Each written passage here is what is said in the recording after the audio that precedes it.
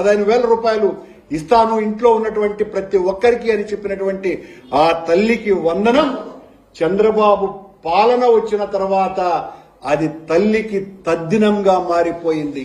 తల్లికి వందనం కాదు, తల్లికి తద్దినంగా మారిపోయింది. అసలు ఇంకా ఉంది, ముందుంది ముసళ్ల పండుగ. అన్నదాత సుఖీభవ అన్న పేరుతో ప్రతి ఒక్కరికి కూడా 20,000 రూపాయల రైతుకు సహాయం చేస్తానన్న అన్నదాత సుఖీభవ కాస్త అన్నదాత అప్పోభవగా మారిపోయింది. ఆడబిడ్డకు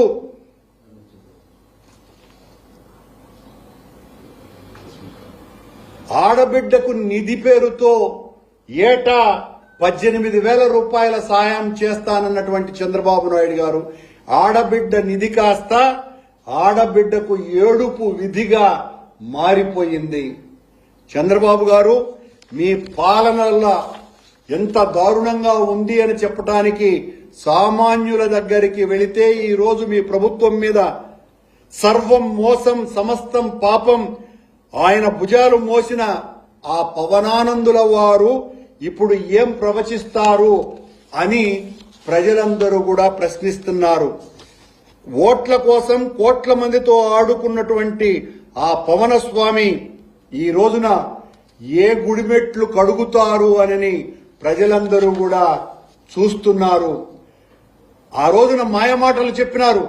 జగన్మోహన్ రెడ్డి మొత్తం వ్యవస్థను సర్వనాశనం చేశారు అని చెప్పి ఓట్లు అబద్దాలతో దండుకున్నటువంటి మీరు అధికారంలోకి వచ్చిన తర్వాత సర్వం సహా ప్రతి వర్గాన్ని నాశనం చేస్తూ ఆ రోజున 5 సంవత్సరాల పరిపాలనా కాలంలో జగన్మోహన్ రెడ్డి గారు సంక్షేమమే పరమావధిగా ప్రపంచమంతా కూడా కరోనా సమయంలో అన్ని దేశాలు అతలాకుతలమైతే జగన్మోహన్ రెడ్డి గారు ఇచ్చినటువంటి సంక్షేమ కార్యక్రమాల వలన ఈ రాష్ట్రంలో ఏ ఒక్క పేదవాడు కూడా కించిత్తు కూడా ఇబ్బంది పడనటువంటి పరిస్థితి.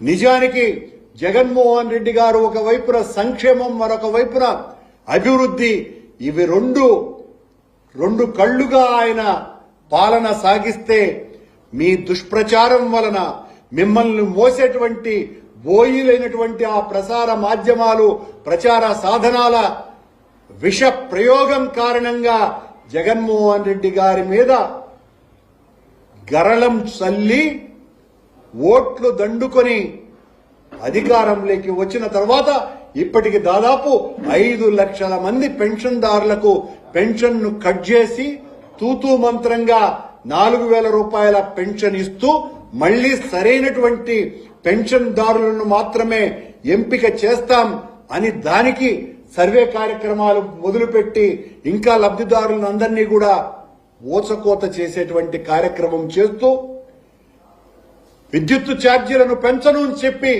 అధికారంలోకి వచ్చినటువంటి మీరు ఇప్పటికి దాదాపు 19,000 కోట్ల రూపాయలు సామాన్యుల మీద భారం మోపినటువంటి చంద్రబాబు నాయుడు గారు పవన్ కళ్యాణ్ గారు ఒకవైపున ప్రజల మీద ఈ మోత మోగిస్తూ మరోవైపున మీరు ఇచ్చినటువంటి వాగ్దానాన్ని ఒక్కటి కూడా నెరవేర్చకుండా ప్రపంచంలో ఏ రాజకీయ నాయకుడు చేయనంత ద్రోహం ప్రజలకు చేస్తూ ధైర్యంగా కళ్ళు ఆర్పకుండా ఈ రాష్ట్రం అతలాకుతలమైపోయింది, ఈ రాష్ట్రాన్ని బాగుపరచటం నా ఒక్కడి వలనే సాధ్యమవుతుంది అని అబద్ధాలు మీరు చెప్పగలుగుతున్నారు అని అంటే నేను చిన్నప్పుడు ఒక కథ వినేవాడిని. భూమి దగ్గర ఒక నక్క ₹1 అప్పు తీసుకునిందంట. ఆ అప్పు తీర్చమని భూమి అడుగుతూ ఉంటే ఈ నక్క పరిగెత్తుతూనే ఉంది. నక్క పరిగెత్తే కొద్దీ భూమికి అంతం లేదు కాబట్టి భూమి అడుగుతూనే ఉంది, నా రూపాయి ఎప్పుడు చెల్లిస్తావు, నా రూపాయి ఎప్పుడు చెల్లిస్తావు అని.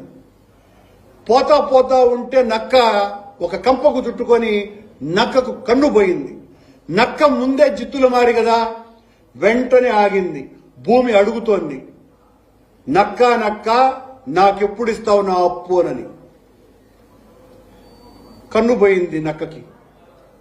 నువ్వు భూమి